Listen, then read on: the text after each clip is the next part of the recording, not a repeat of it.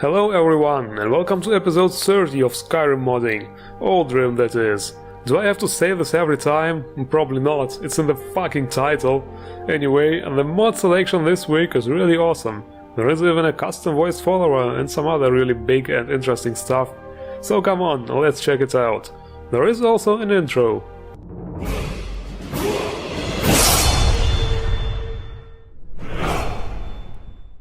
I don't know, I'm really starting to get annoyed by this intro. Really wish I had the time to make a new one, something more flashy. Yeah, the time and the motivation. Look at this shit. My last video barely made 500 views, and this with 3 times as much subscribers. Now what kind of bull is that? Did somebody turn off the video notifications? Or do people just not really give a fuck about Newrim anymore? Anyway, yes, my game looks different. I switched to Snapdragon Prime ENB because of reasons. Not going to make a slight comparison here, because it's a really old ENB. Besides, you'll see enough of it in the videos anyway. So, the first mod this time is Mark of Arkay Death Alternative by More65.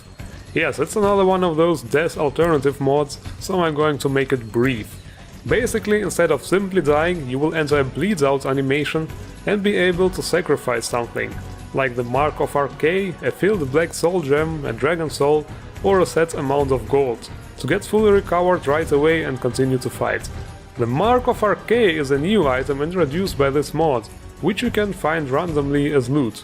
There is also a nice MCM menu where you can configure everything, like which of those methods you want to use for revival, or how many units exactly are needed for the resurrection. By default, the amount of money, for example, is 1000 septims, which is way too low for late to endgame. You can also set the recovery time and the loot chance for those Arkay marks. And here again, by default it's 50%, which is way too high. Those things should be really rare. There is also the option to disable fall damage after resurrection, in case you should die mid-air, you know, giants and stuff. So yeah, this mod can be used very well with some insane difficulty mods, where enemies are literally able to one-hit you. Kinda like in old school games, where you had several lives. So yeah, it might be a pretty fun experience. Okay, as I already mentioned, there is a new custom voice follower around. Say hello to Clara Goldspirit by Drone Dev. She can be found right outside of Whiterun. Hey you! You have to help me! I mean, greetings, fellow traveler. Wait, no. Yep, she is in trouble and is looking to hire some protection.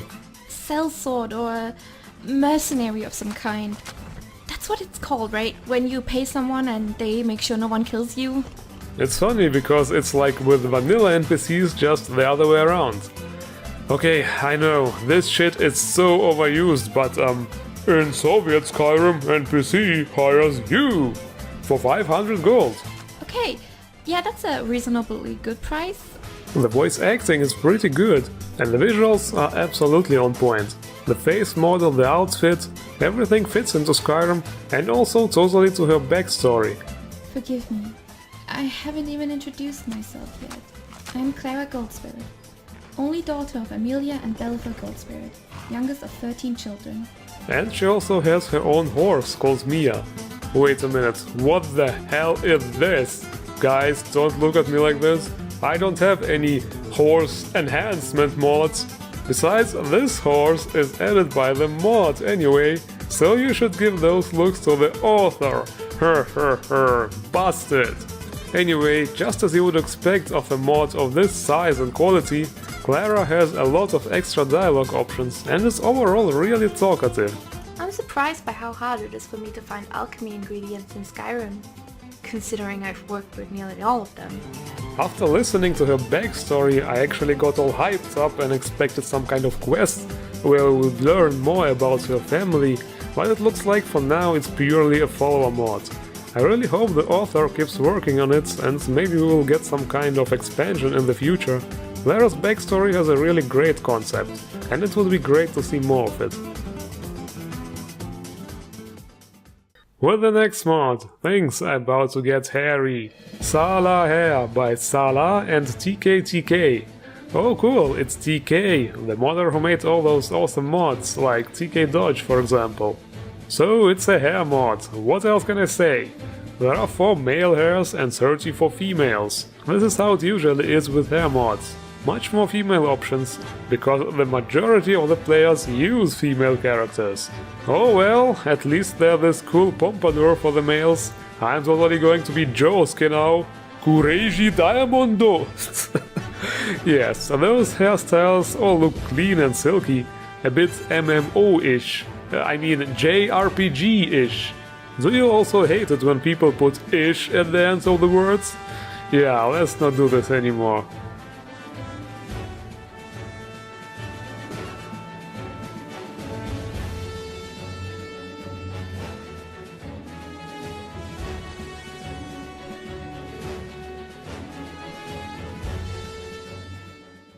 The next mod is also something you can put on your head. Well, okay, one doesn't really put hair on the head, but fuck it. Ornate Dremora horns by Billy Rowe. It's Billy Rowe, people. Cool to see him do something else besides all those weapon mods. Damn, those horns, they do not go well with my new hairstyle. Let's use Farkas as a model here, because you see, those horns are equipable. This is what I meant earlier when I said can be put on the head. Well, Farkas' hair also clips through a little bit, because there are actually 4 horns in total, and with the somewhat longer hairstyles there's clipping. The horns are available as heavy armor, light armor, or just as a circlet. Okay, listen up you guys, I'm not going to make a joke about being horny this time.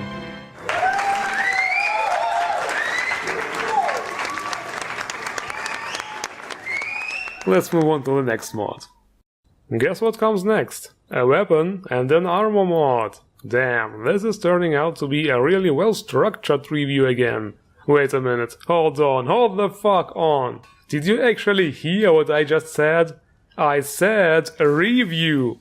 You know, this is my 59th mod video, not even counting the single mod showcases or the let's plays. That means I've been saying this word for at least 58 videos, and nobody felt like telling me that it's pronounced review and not review. For fuck's sake! Anyway, here's the weapon mod. Blade of Intrigue by Ronnie Magnum. Oh yes, all the familiar names are gathering. Also it's funny, we already have an Armor of Intrigue, and now comes the Blade of Intrigue. I don't think they are connected. Anyway, it's a fairly good weapon mod, really detailed. Just take a look at the handle, with scabbards and everything. A really beautiful weapon.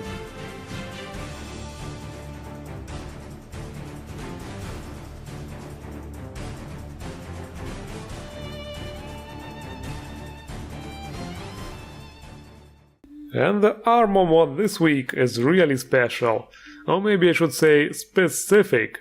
Tail Armors by Lordy Anders. You already get where this is going, right?